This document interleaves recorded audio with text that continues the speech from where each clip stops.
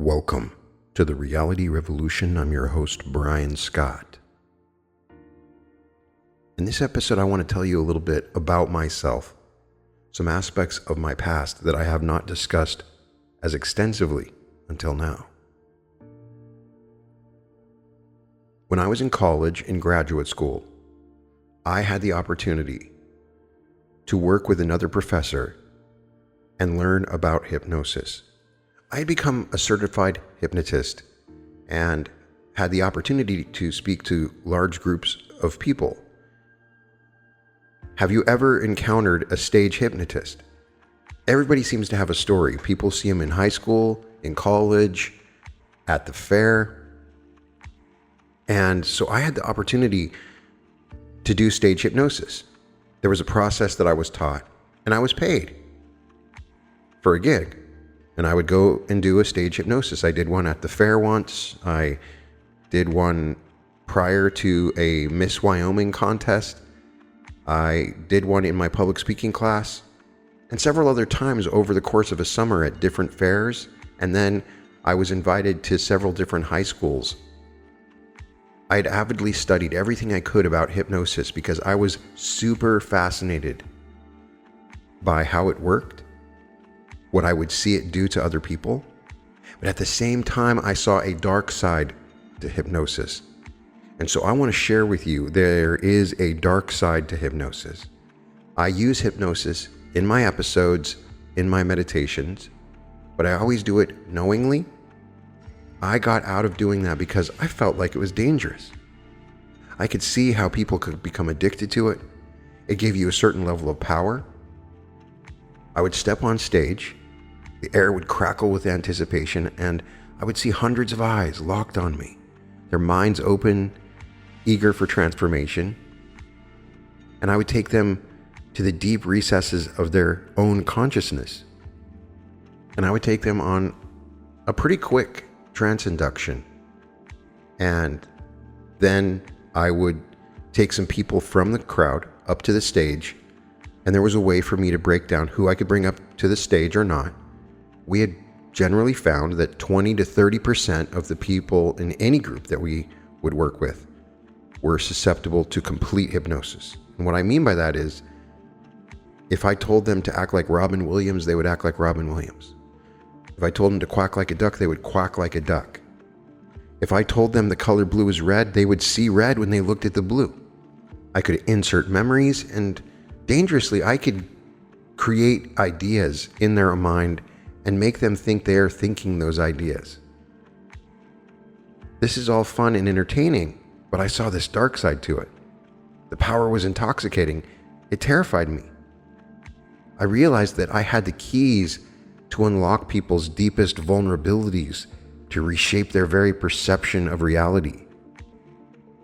And if I, a mere student, could wield such influence, what might those with darker intentions be capable of? This drove me away from pursuing hypnosis as a career, but it ignited a passion in me to understand the hidden forces shaping our collective consciousness and ways to use it for good. It's just like the Force.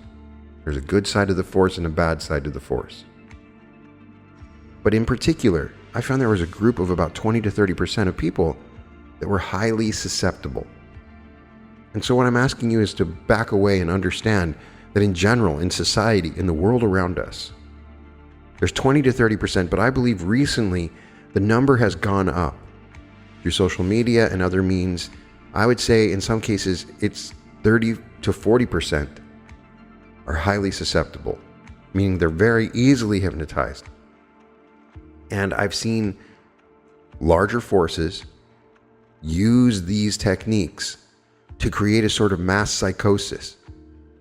We see groups of people that literally cannot understand the truth that is right in front of their eyes. They can be hypnotized to say it's sunny outside when it's raining, to say that it's night when it's day, up is down. The level of power that certain people have.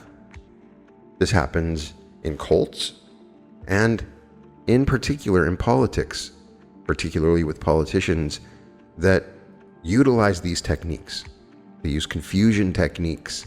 They create traumas. They will lie. They will use every single strategy in the book. And over a long period of time, an entire group of people can be manipulated to believe an entirely different reality bubble. And this reminds me very much of what Dolores Cannon taught about the New Earth, what they teach in the Law of One, and that is slowly during this shift into the New Earth, into a higher level of consciousness, two worlds sort of form. An entirely separate reality bubble is forming. And for you to be truly awakened, you must be able to escape the power of trance induction, but also learn how to use it for good, because it can be a superpower when you fully are able to trust the hypnotist. And so understand, I would see people do the most amazing things. I would see people's posture change if I told them they were incredibly attractive. I would see on their face wrinkles go away. I'd see their eyes look brighter. They would look more attractive. The power that's available for you, if you can manipulate your subconscious mind, is the power of the divine. And so there's a real question: who do I want to serve with this power? Serve myself or just serve others? And a lot of hypnotists, self-help gurus, and spiritual teachers are using these techniques in ways that are ethically questionable. And a sort of psychosis occurs. That's why you see certain sectors of the spiritual community highly susceptible to certain kinds of conspiracies, partially because they've been preloaded to accept those ideas. The sophistication behind these techniques is so powerful. After I got to do that for a while and studied hypnosis, I was contacted by a think tank and other groups when I got to talk to the think tank that were dedicated to utilizing psychological operations in theaters all over the world. I simply could not do that job. It did not feel right to me, even though I had the opportunity to make money at it. I've seen people that are very adept at using hypnosis techniques, and it's literally like a roofie. They use techniques when they meet a girl at a bar, and it's very dangerous when 2 or 3 people are in on the hypnosis, and sometimes that's how it works. Sometimes these hypnotists will work together, and they literally have a whole script.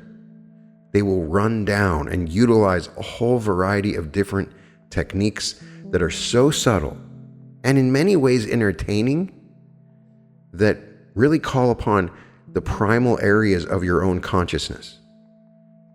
I had a girlfriend in college that had encountered this when she went to the bar and some guys came up and made their move on her, and she thought it was funny. She laughed, and then she had gone to another bar and 2 totally different guys used the exact same script. In the original script, it sounded very spontaneous.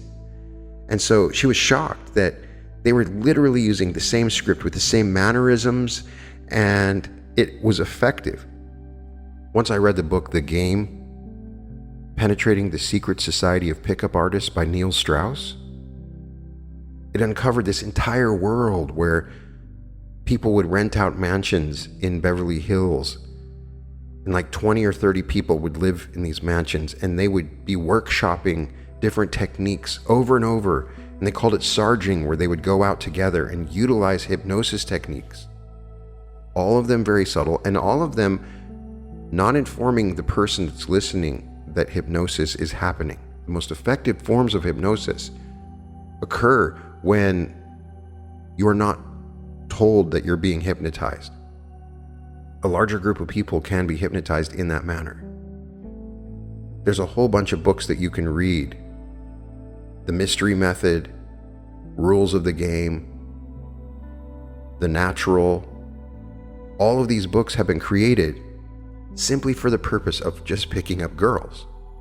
I've read stories about women going out to the bar and something like this happening. They meet somebody using these techniques, and then they wake up in the morning. They're like, what have I done? I don't even know this person. So it can be used on a number of different levels. It's very powerful. And one of the things that you can do is educate yourself, understanding the techniques that are used so that you can effectively protect yourself. But also with enough knowledge, you can utilize these techniques. There's a certain group, just like the 20%, that simply can't be hypnotized. But I have found the small group of people that can't be hypnotized can actually hypnotize themselves if they work on it, and eventually can be hypnotized if they gain enough trust with the hypnotist. I'm reminded of the movie Hypnotic with Ben Affleck. His character falls victim to a sinister plot involving mind control and false memories. You don't need to be strapped to a chair in some shadowy facility to be hypnotized. The truth is, we're all swimming in a sea of hypnotic influences every single day, from the siren song of targeted advertisements to the mesmerizing flicker of our social media feeds, from the charismatic political speech to the carefully crafted storylines of our favorite shows. We are constantly being nudged, prodded, poked, and sometimes shoved into specific mental states and behaviors. Remember from all the Neville Goddard lectures that we learned that states are what create the reality. It's the state that you enter into. And so what is happening with hypnosis is you can control your reality and other people's reality by utilizing these techniques. The question is, are you the one steering your mental ship, or have you unconsciously handed over the wheel to unseen forces? What I want to try to do is peel back the layers of your perception and challenge your assumptions about free will, and arm you with the tools to reclaim sovereignty over your own consciousness. So take a deep breath, center yourself, and prepare to have your mind blown wide open. Because once you see inside the matrix of influence all around you, you can never unsee it. And in that seeing lies the first step towards true liberation. This is a call to awakening. Because in a world where reality itself seems incredibly malleable, where alternative facts compete with objective truth, and where attention has become the most valuable currency, understanding the architecture of influence isn't just fascinating, it's essential for your very survival as a free-thinking individual. Understand that your mind is a vast ocean.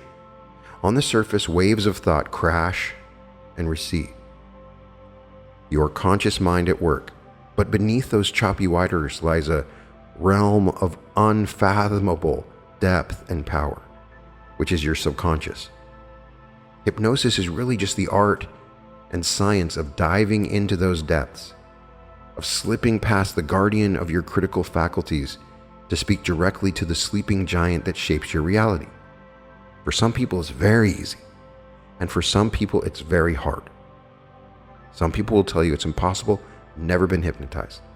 There are a number of people right now that are listening to me that are writing in chat, I've never been hypnotized. I get it. But what exactly is hypnosis to you?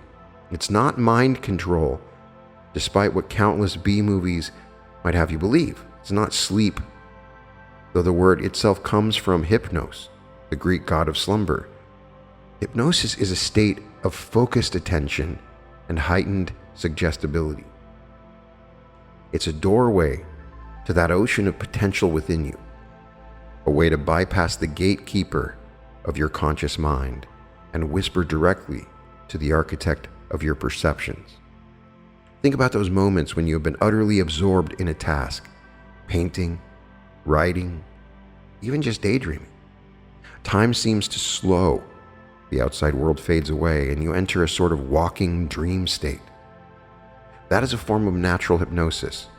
We slip in and out of these trance-like states throughout our day without even realizing it.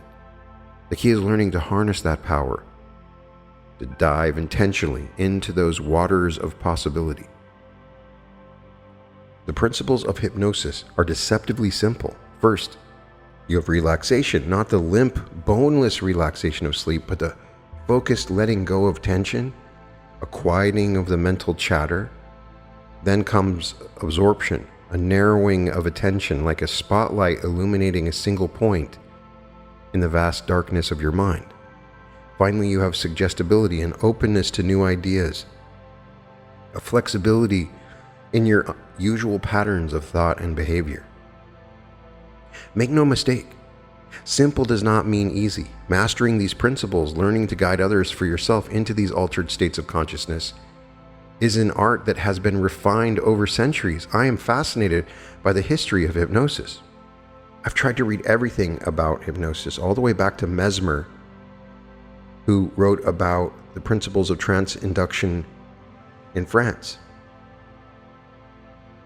The roots of hypnosis stretch back to the dawn of human civilization. Ancient Egyptian sleep temples, the Oracle of Delphi, shamanic rituals, all tap into this fundamental aspect of human consciousness. But it wasn't until the 18th century that hypnosis, as we know it, began to take shape. Franz Mesmer, waving magnetic wands over his patients, claiming to manipulate an invisible life force he called animal magnetism. Mesmer was eventually discredited, but he planted the seeds of what would become modern hypnotherapy. James Braid, a Scottish surgeon, coined the term hypnosis in the 1840s and began to approach it as a scientific phenomenon rather than a mystical one. Fast forward to the 20th century and we see hypnosis evolving in fascinating ways. Milton Erickson, a maverick psychiatrist, developed indirect and conversational hypnosis techniques that can induce trance states without the subject even realizing it. Stage hypnotists like Ormond McGill dazzled audiences with seemingly impossible feats of mental manipulation. In the halls of academia, researchers began to unravel the neurological underpinnings of this mysterious state. Not everyone is equally susceptible to hypnosis. Imagine a spectrum. On one end, we have the hypnotic virtuosos, roughly 10 to 15% of the population who can slip into profound trance at the drop of a hat. These are the people who, with a few words of suggestion, might truly believe they're on a tropical beach, feeling the sand between their toes and the sun on their skin. They're the ones who, in my graduate school experiments, would quack like ducks and channel Robin Williams with unwavering conviction. On the other end, we have hypnotic resistors, which is another 10 to 15%, who seem almost immune to hypnotic induction. Their critical faculties stand guard like impenetrable fortresses, skeptical and unmoved by even the most skillful hypnotist's attempts. And in the middle, that's where most of us fall. There's an additional 10 to 20% that are a little more guarded, but generally are easily hypnotized, but it takes a little bit longer. That's why you see success with certain gurus or hypnotists or politicians when there's repetition involved. A lot of speech is being used. When somebody's been around for a long time, they can lay layers and layers of commands, and even the very tone of their voice can induce hypnosis. Susceptibility is not fixed, though. Like any skill, it can be developed, and in our modern world saturated with hypnotic-like influences, many of us are unwittingly training ourselves to be more suggestible every single day. Think about it. Every time you lose yourself in a binge-worthy TV series, every scroll through an endless social media feed, every time you find yourself humming a catchy commercial jingle, you're exercising those hypnotic muscles. You're training your mind to narrow its focus, to become absorbed, to accept suggestions. That is where the true power and the true danger of hypnosis lies. Because in a world where attention is currency and influence is power, those who understand the architecture of the mind hold the keys to shaping reality itself on a co-creative level. But fear not, this is not a fear-based episode. For in understanding lies the seeds of liberation. I want to give you the tools to navigate these treacherous waters, and you'll learn to recognize when you're being led into trance, to harness the power of your own suggestibility and protect the sanctum of your inner self from those who would seek to exploit it. And you should know, I have already used hypnotic commands in speaking to you. Even making reference to other trance induction is a form of trance induction. And as a researcher, I've been able to narrow down hypnotic commands being used 99% of the time. In fact, anytime you hear somebody speak, there's some level of hypnosis that's going on, even for the people that are completely unhypnotizable. But the saddest is the mass psychosis that is happening now. It's very, very prevalent if you look at the election. There's a mass psychosis. It is undeniable. People are in completely different reality bubbles, and it needs to be called out on a spiritual level. Now, understand that words are the keys. Each word is capable of unlocking a hidden chamber within the labyrinth of your mind. Now, picture those words carefully chosen and artfully arranged, slipping past the drowsy guard of your conscious mind to whisper directly into the ear of your subconscious. This is the essence of a hypnotic suggestion, a phenomenon so powerful it can reshape your reality, alter your perceptions, and transform your very behavior. How does it work? It's about the fertile soil of the hypnotic state. When you're in a trance, your mind becomes exquisitely receptive. The usual filters and skepticism that keep outlandish ideas at bay begin to dissolve. In this state, a skilled hypnotist can plant seeds of suggestion that take root and blossom into full-blown experiences and behaviors. Think of it like this. Your mind is a supercomputer, constantly running complex simulations of reality. Hypnotic suggestions are like new lines of code rewriting the parameters of those simulations. And once that code is in place, your mind does what it does best. It makes it real. Now imagine you're deeply relaxed. Your eyes are closed. You're listening to the soothing voice of a hypnotist. They suggest that your left hand is becoming lighter, filled with helium, slowly floating up towards the ceiling. And then it happens. Your hand actually begins to rise seemingly out of its own accord. You're not consciously lifting it, yet up it goes, defying your usual sense of bodily control. Or picture this, the hypnotist tells you that when you open your eyes, the color red will have vanished from your vision. You open your eyes, and lo and behold, the world has changed. That stop sign is gray. Those roses are an eerie shade of green-gray. Your mind has literally edited your visual perception, all because of a simple suggestion. Now, I'm saying that these suggestions are being used to completely change the reality of certain people that are highly susceptible. The rabbit hole goes deeper. With the right suggestions, people can be made to forget their own names, to experience phantom limbs, to relive long-forgotten memories with startling clarity. They can be guided to access reservoirs of creativity or strength they never knew they possessed. The boundaries between imagination and reality begin to blur. One of the most fascinating aspects of hypnotic phenomena is the way it can override our usual behavior patterns. A shy person might become the life of the party. A chronic procrastinator might find themselves tackling long-avoided tasks with enthusiasm. Deeply ingrained habits can be rewired, phobias dissolved, and new skills can be integrated with startling speed. But as we learn in Spider-Man, with great power comes great responsibility, and the power of hypnotic suggestion is nothing short of earth-shaking. We're talking about the ability to fundamentally alter someone's experience of reality, to influence their thoughts, emotions, and behaviors at a core level. It's a power that demands the utmost respect and ethical consideration. Think about it. If you could rewrite someone's mental programming, what would be off limits? Could you make someone fall in love, commit a crime, change their deepest held beliefs? The ethical minefield is vast and treacherous. This is why reputable hypnotists operate under strict ethical guidelines. Informed consent is paramount. The subject must understand what they're agreeing to and have the power to terminate the session at any time. Suggestions should be for the benefit of the subject, never for the gratification or gain of the hypnotist. There's a sacred trust that happens in trance, that it will not be used to embarrass, harm, or exploit the subject in any way. Here's the rub: not everyone who wields the power of suggestion is bound by such ethical considerations.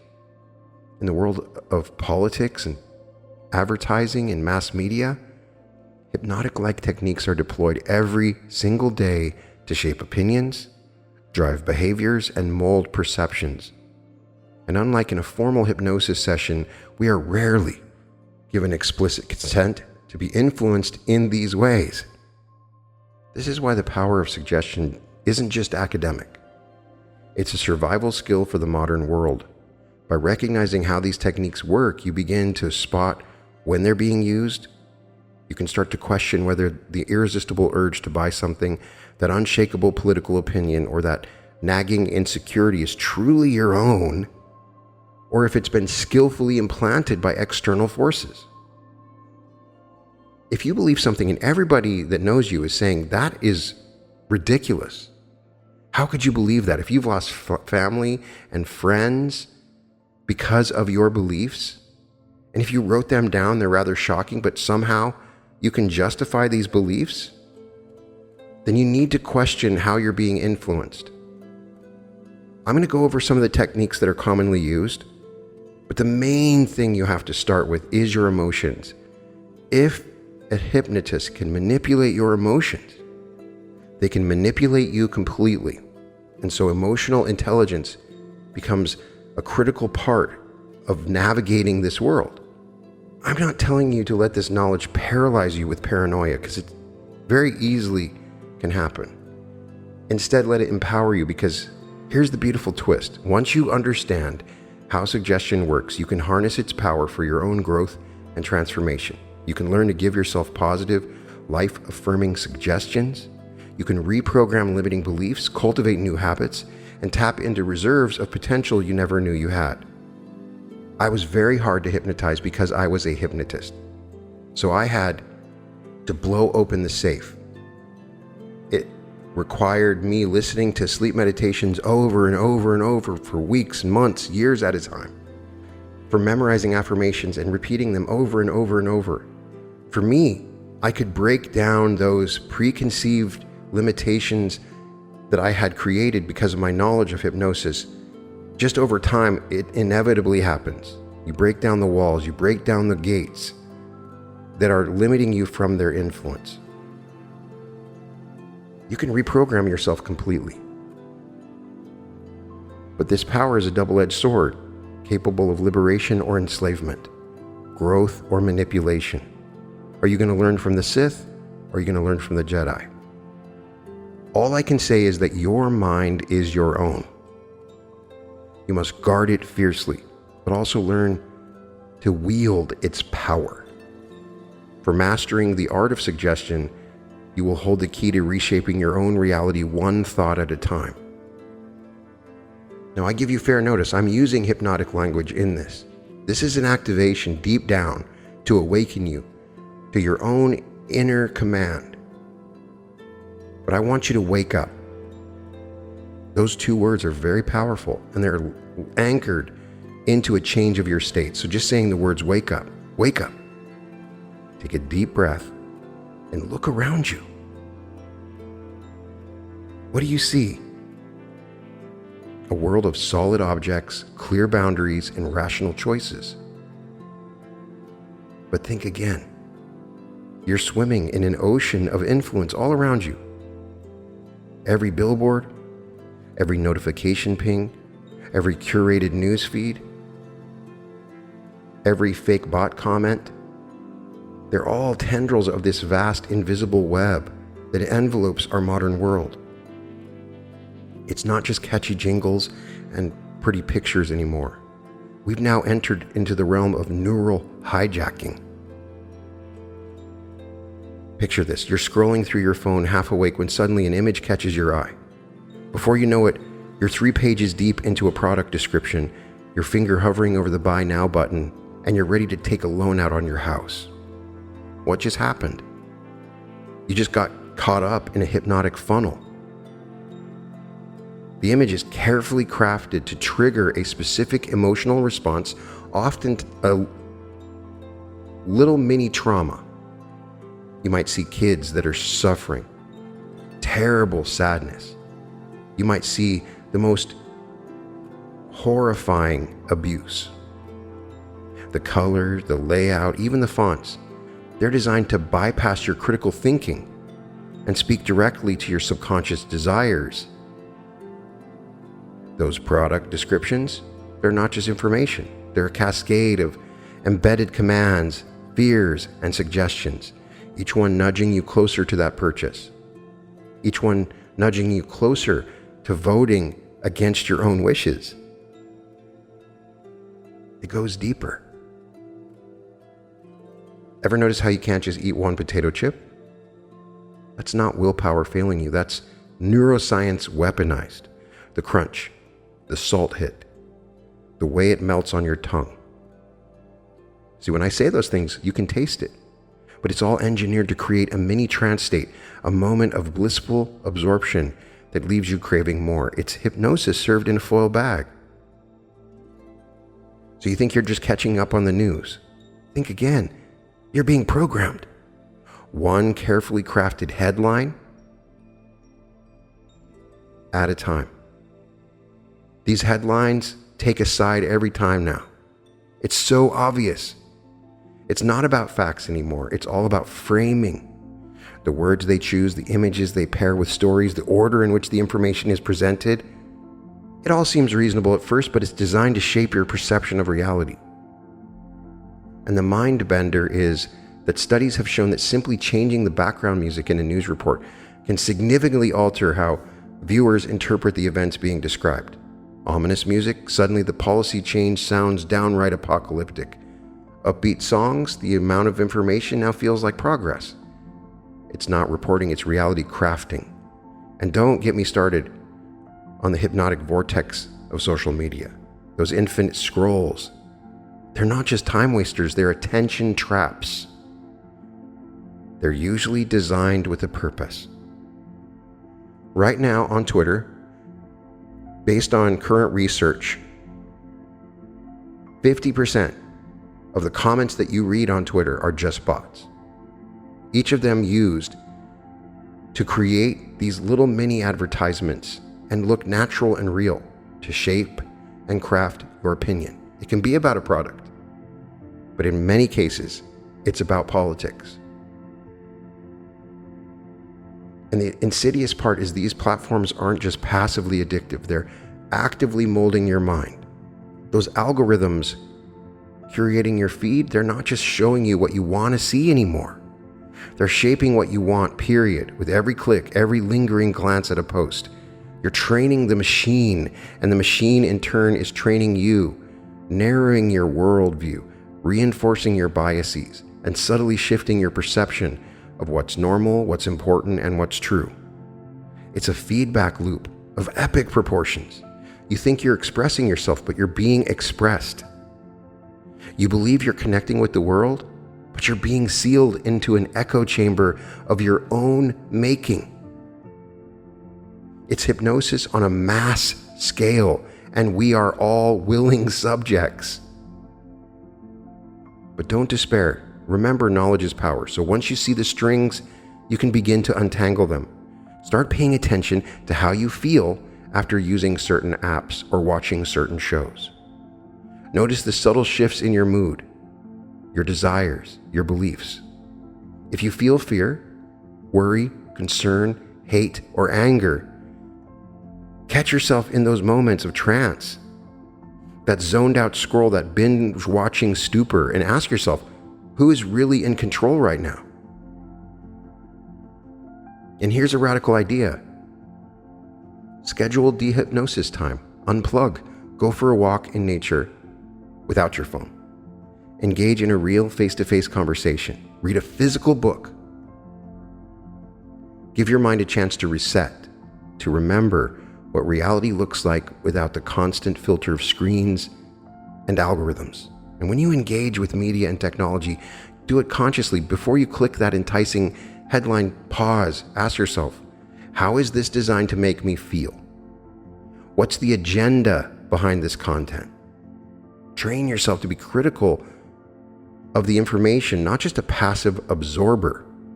Remember, your intention is the most valuable commodity in the modern world. It's more valuable than gold, oil. Guard it fiercely. Use it wisely. It is your magic. What you place your attention on is the reality that you're living in. So the next time you find yourself reaching out for your phone, or nodding along to a news anchor's interpretation of events, or feeling that irresistible urge to buy something you don't even know existed 5 minutes ago, take a deep breath and ask yourself, is this really my thought, my desire, my own self-chosen reality, or was this implanted by someone else? Was this implanted by my parents, by the media, by my culture? You might be surprised by the answer. It is hard to be honest with yourself about what is influencing you. It's hard to admit that you've been brainwashed. But in that moment of questioning, of awakening, lies the first step towards the freedom that you can truly have, true freedom in our hypnotized world. Your thoughts, your desires, your deepest beliefs can be rewoven without your knowledge or consent. This world has no boundaries between influence and control, between persuasion and manipulation. It blurs into a hazy twilight of uncertainty. So let's peel back the curtain on covert hypnosis. Imagine that you're having a seemingly casual conversation with a charming stranger. Their words flow like honey. Their gestures captivate your attention. And before you know it, you're agreeing to things you never intended, revealing information you meant to keep private, feeling emotions that seem to come out of nowhere. What happened? You've been ensnared in a web of covert hypnotic techniques. This isn't your grandmother's pocket watch swinging hypnosis. This is neurolinguistic programming on steroids, a cocktail of subtle language patterns, calculated nonverbal cues, and psychological triggers designed to bypass your critical faculties and speak directly to your subconscious. It's the dark art of implanting ideas so skillfully that you believe they're your own. And here's the truly chilling part. It's happening all around us every day. You find yourself asking, how can they believe that? How can they be like that? This is the answer. That smooth-talking salesperson who somehow convinced you to upgrade to the deluxe package, that charismatic leader whose words seem to ignite a fire in your soul, the online guru whose courses promise to transform your life. They might not call it hypnosis, but make no mistake, they're tapping into the same powerful principles. I was able to adeptly enter into the sales industry and use these techniques. In mortgage sales, I even sold vacuums once because it's so effective. Have you ever been on a high-pressure sales floor or the recruitment session of a dubious organization? The atmosphere is carefully crafted. The lighting, the music, the pacing, the presentation, all designed to induce a subtle altered state. I've seen some masters that will get up and speak like they're teaching you something, and it's all designed to sell you something at the end. Some people that I really respect, when I go to their events, and from the very beginning, every single minute is designed for me to purchase their $2,900 package at the end. Repetitive language patterns lull you into a trance. Time distortion techniques make hours feel like minutes. And before you know it, you're signing on the dotted line, committing to something your fully conscious mind would never have agreed to. But surely, you might think, hypnosis in therapeutic sessions must be safe. After all, it's being used by a trained professional to help people overcome trauma or break bad habits or manage pain. And yes, in the hands of ethical, skilled practitioners, hypnotherapy can be a powerful force for healing and growth. But it can get murky. The human mind, especially in a hypnotic state, is incredibly suggestible. False memories can be implanted. Traumas that never existed can be recovered. A careless word or misguided suggestion from a therapist can spiral into full-blown delusions or destructive behaviors. And let's not even get started on the potential for abuse in these intimate, vulnerable settings. The power dynamic between the hypnotist and subject is already skewed. Add in the deep trust and openness of therapeutic relationships, and you have a recipe for exploitation if the practitioner lacks integrity. I can feel your anxiety rising when I say these things. Your palms might be getting sweaty, your heart racing as you realize just how vulnerable we all are to these hidden influences, but breathe easy. Remember, knowledge is power. And in understanding these dark arts, we gain the ability to defend against them. How do we protect ourselves in this minefield of mental manipulation? First, cultivate awareness. Start noticing the subtle shifts in your mental state during conversations, while watching ads, during sales pitches, the slight dizziness, the narrowing of focus, the feeling of time slipping away. These are all signs that you might be slipping into a hypnotic state. Learn to recognize the language patterns of covert hypnosis, embedded commands, presuppositions, linguistic binds. These are the building blocks of mental manipulation. When you hear phrases like, you don't have to insert whatever suggestion now, don't think about how good it will feel, and then the intended desired action, your mental alarm bells should start ringing. Practice grounding. When you feel yourself getting swept away by someone's words or by a carefully crafted environment, take a moment, feel your feet on the floor, take a deep breath, mentally step back and ask yourself, is this what I really want? Is this aligned with my values and goals? And perhaps most importantly, be extremely cautious about who you allow to guide you into altered states of consciousness.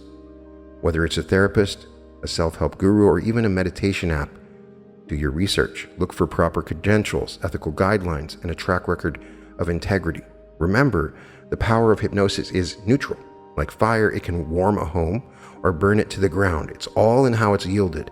And while we can't control how others might try to use these techniques on us, we can develop our mental firewall, our internal bullshit director, our unwavering connection to our authentic selves. So the next time you feel that strange pull, that inexplicable urge to act against your better judgment, pause, take a deep breath, and ask yourself, who's really in control right now? Whose thoughts are these? Whose desires?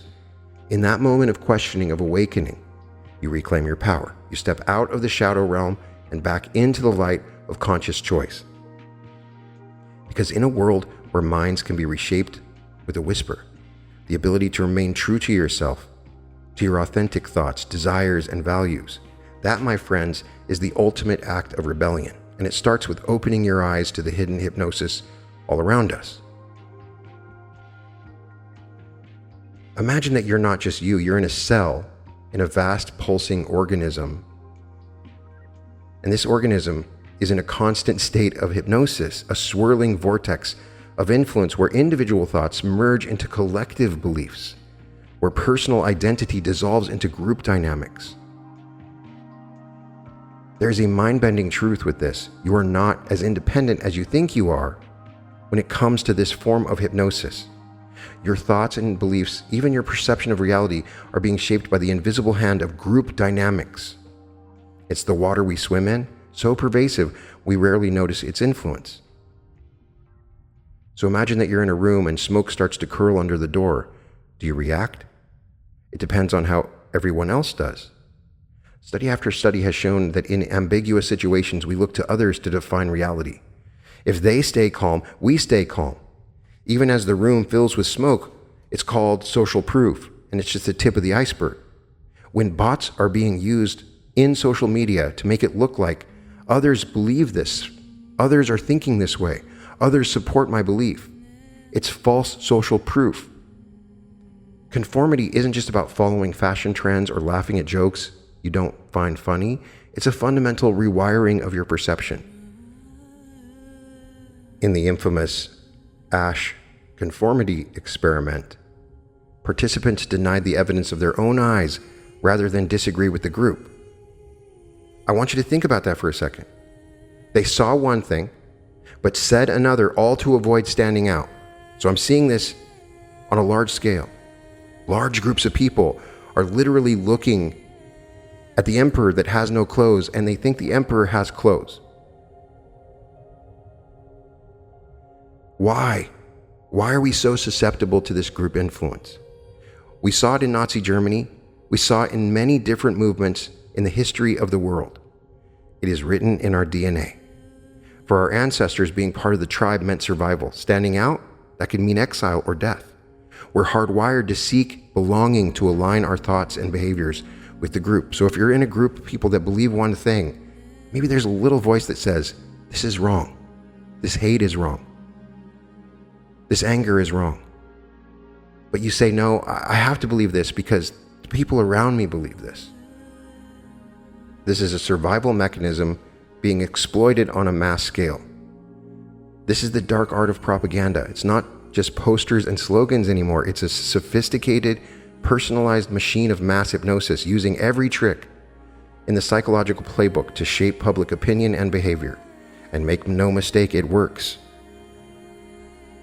As I mentioned before, let's take a historical dive. Nazi Germany didn't happen overnight. It was the result of carefully orchestrated campaigns of mass influence.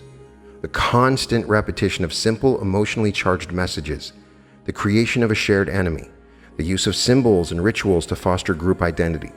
Does that sound familiar? It should. These same techniques are being used today in advertising, in politics, in social movements, both noble and nefarious. Consider the Stanford prison experiment. Ordinary students were randomly assigned roles as prisoners or guards. Within days, the guards had become sadistic, the prisoners broken and submissive. The roles had become their reality. It's a chilling reminder of how easily our behavior can be shaped by the situations we find ourselves in, by the roles we are assigned. But here's where it gets really trippy. In today's digital age, we're not just influenced by people around us. It's shaped by the algorithms, by curated news feeds, by echo chambers of our own making.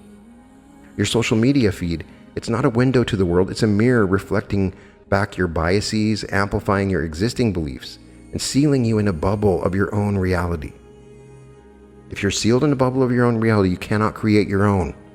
So how do you break from this matrix of mass influence? It starts with critical thinking, but not the dry academic kind. I'm talking about radical questioning, about developing an almost paranoid awareness of the forces shaping your thoughts and perceptions. Start by asking yourself, why do I believe what I believe? Where does this opinion come from? Is it really mine, or have I absorbed it from my environment? Challenge your assumptions. Seek out opposing viewpoints. Not to argue, but understand. Develop a healthy skepticism towards authority and consensus. Remember, the majority isn't always right. History is full of examples where the prevailing wisdom of the time was dead wrong. Dare to stand alone in your thinking. Practice mindfulness, not just the calm, breathing, present moment kind, though that's always valuable. But I'm talking about constant awareness of your mental state. Notice when you're being swept up in group emotions. Pay attention to how your opinions shift based on who you're around. I see this all the time. People's opinions will change by the people that they are around. And perhaps most importantly, diversify your inputs, break out of your echo chamber, expose yourself to different cultures, viewpoints, ways of thinking. It's uncomfortable. It's challenging, but it's the only way to develop true intellectual independence. As you cultivate this critical awareness, recognize that you can never fully escape social influence. We are at our core social creatures. The trick is to choose your influences consciously. Surround yourself with people who challenge you to think deeper, to question more, to grow. Because here's the beautiful paradox. It's only by recognizing how deeply we're influenced by others that we can begin to make truly independent choices. It's only by understanding the hypnotic power of group dynamics that we can wake up and reclaim our individual power.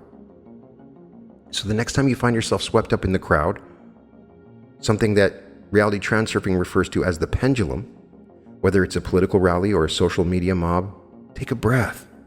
Ask yourself, is this really my thought, my emotion, my choice? Am I being manipulated? In that moment of questioning, of awakening, you reclaim your power. You step out of the trance of mass influence and into the light of conscious, intentional living. Remember, in a world where reality itself is shaped by collective belief, the ability to think for yourself isn't just a skill, it's a superpower. Cultivate it, cherish it. Because in the face of mass hypnosis, critical thinking isn't just rebellion, it's revolution. And I'm calling for it right now. This is a critical time. It's the most important time ever on our planet. If you can develop your own critical thinking skills and escape from the pendulums and the influence of mass psychosis, this world can change. And it is up to you, one person at a time. You must protect yourself. You are a fortress of consciousness in a world teeming with invisible assailants, each one vying to breach your mental defenses and reshaping your very reality. The cornerstone of mental self-defense is critical thinking. But forget everything you learned in school about dry logic and stuffy syllogisms. I'm talking about a visceral, almost physical sensation of questioning. It's about developing a mental itch that flares up every time you encounter a new piece of information, a persistent voice that whispers, "But is it really true?" Train yourself to instinctively ask, who benefits if I believe this? What's the evidence? What am I being told? It's about embracing uncertainty, about being comfortable, saying, I don't know, instead of latching onto the first explanation that confirms your bias. It's mental martial arts, the ability to grapple with ideas, to flip them over and examine their underbellies to test their strength against the weight of evidence and reason. Now, critical thinking isn't just about analyzing external information, it's about turning that laser-like focus inward. Why do I believe what I believe? Where do these opinions come from? This is a hard question to answer because you will not be honest. You will not be honest with yourself because you have to admit that you've been duped or manipulated. You say, am I reacting based on facts or on emotion and conditioning? This is where the real power lies, in the ability to question not just the world around you, but your own fundamental assumptions about reality. You have to become a connoisseur of coercion, a sommelier of subtle suggestion. Start by studying the language of influence. Notice when someone uses presuppositions, statements that subtly assume something that is true without directly stating it. Be wary of false dichotomies that present only two options when there are many, many more. Pay attention to emotional manipulation, appeals to fear, guilt, hate, anger, or flattery that bypass your rational mind. Be aware of the confusion technique. One of the most powerful forms of hypnosis is to create confusion, and in those moments of confusion, you're most susceptible to suggestion. In the realm of advertising and marketing, become aware of scarcity tactics that pressure you to act quickly. Notice how images and music are used to evoke specific emotional states. In political discourse, watch for the use of loaded language, for the creation of in-groups and out-groups, for the oversimplification of complex issues. If a story is personalized, or this one thing happened, that's why everything is bad. In personal interactions, be alert to love bombing, excessive flattery and attention designed to lower your defenses. Notice when someone is mirroring your body language or speech patterns to build rapport. Be wary of people who try to isolate you from other perspectives or who discourage critical questioning. The ultimate protection against manipulation is a deep, unshakable connection to your authentic self.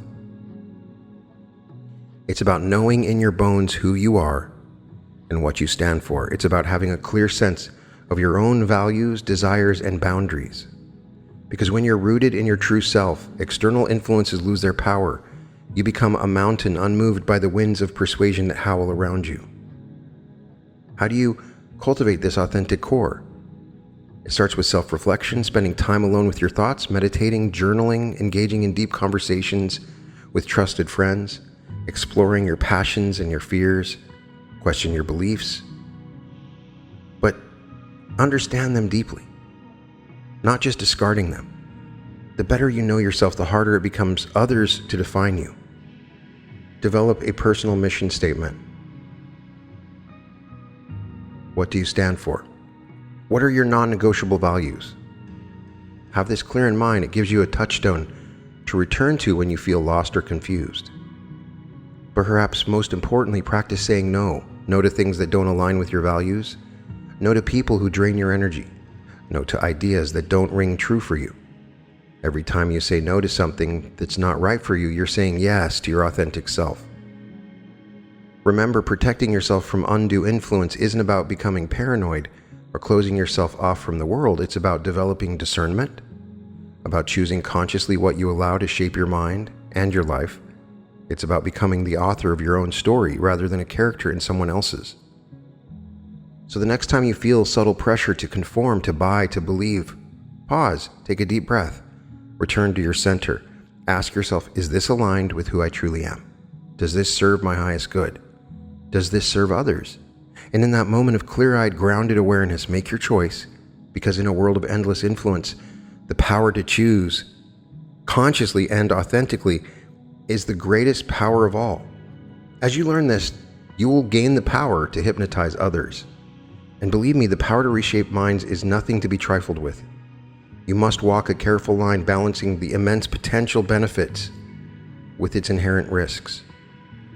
There's the issue of consent. In any ethical application of hypnosis, the subject must be fully informed and willing. There's no room for coercion or hidden agendas. You must be transparent about your methods and qualifications and potential outcomes. There's the question of unintended consequences. The mind is an intricate ecosystem. After one part, you may create ripple effects throughout the whole. A hypnotic suggestion aimed at boosting confidence might inadvertently trigger suppressed memories. An attempt to alleviate one symptom might cause another to flare up. We must consider the potential for dependency. Hypnosis, when used ethically, should be a tool for empowerment, not a crutch.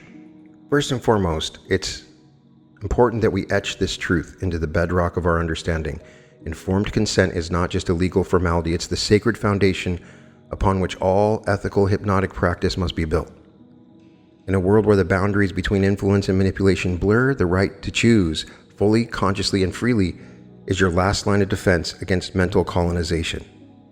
Imagine a future where every hypnotic interaction, whether in a therapist's office or a marketing campaign, comes with a clear, unambiguous disclaimer. A future where potential risks and benefits are laid bare, where the methods are transparent, where the subject's autonomy is respected above all else. To truly safeguard our minds in this brave new world of neuro-influence, we need something more. We need a revolution in mental literacy. Imagine a world where the basics of persuasion, manipulation, and hypnosis are taught alongside the reading and arithmetic. A world where every child grows up with the ability to recognize covert influence. This isn't about creating a generation of paranoid cynics. It's about empowering individuals to be conscious authors of their own stories rather than unwitting characters in someone else's script. It's about fostering a society of critical thinkers, of mindful consumers, of people who can appreciate the magic of hypnosis without falling prey to its darker applications. In terms of online persuasion, diversify your news sources, fact check, be critical, recognize bias, try to avoid clickbait and sensationalism, analyze the language used, identify sources and credentials, understand media ownership, who owns the media outlet, and what is their political affiliation. Take breaks and practice mindfulness. Engage in open discussions, understand the editorial process, how news is produced and distributed. Check the timestamps, verify images and videos, make sure they're not manipulated. Follow reliable journalists and fact checkers. Be aware of cognitive biases. Use critical thinking, educate yourself. Be cautious with forwarded content. Monitor your emotional response. Recognize sponsored content and avoid echo chambers. Understand gaslighting. On an interpersonal level, understand denial and blame shifting and minimization and the way that people use projection to manipulate and withhold information, isolation, and fake concern and empathy, and all the things we've talked about. There are hundreds of different techniques that are being tested and used on a regular basis. I may create an entire episode going over all those techniques. I do have an episode on manipulation, and I recommend you check it out. It's very similar to this one. I have a deep desire in my heart to awaken you to the influences from the outside world and the way that they're influencing you, because the goal of this podcast is to allow you to create your own reality. That's my ultimate goal. I have shown you that you can create your own reality by the thoughts you think and the actions you take. And I have guided you and give you ways that you can create reality. But as long as I do this, and I encounter people that are still in the throes of mass psychosis, believing false information, exhibiting cult-like behavior with certain individuals, then you are not creating your reality. Someone else is. If someone else is using your mind to create reality, they're using your most precious resource. You are being used. They are making you think thoughts, making you enter states, and they're forcing you to co-create a reality of their own choosing. We must do everything in our power to stand up to this. That means when you have people that you look up to step back and really question, why do I look up to this person? To really analyze the way you're thinking about the world and really focusing on your authentic self. There's a battle in the world. Some say it's a battle between the super ignorant and the intelligent. And the super ignorant are winning because they're easily manipulated. And I mention ignorance because it is a character in this manipulation. The ignorance is not genetic. It is not based on where you live or your actual IQ. This ignorance is bred into you. It is crafted hypnotically over a long period of time using media, speeches, advertisements, music, and a variety of different channels. It's time for you to cut the strings. You are no longer the puppet. It's time for you to take the wheel of the bus instead of being driven by who knows. It's time for you to claim your sovereign self as whole. So I'm not saying to be afraid of hypnosis. If you use it, it can change your life. But I'm asking you to be aware of the subtle techniques that are being used on you in every interaction that you're in. You can find all episodes of The Reality Revolution at therealityrevolution.com. And welcome to The Reality Revolution.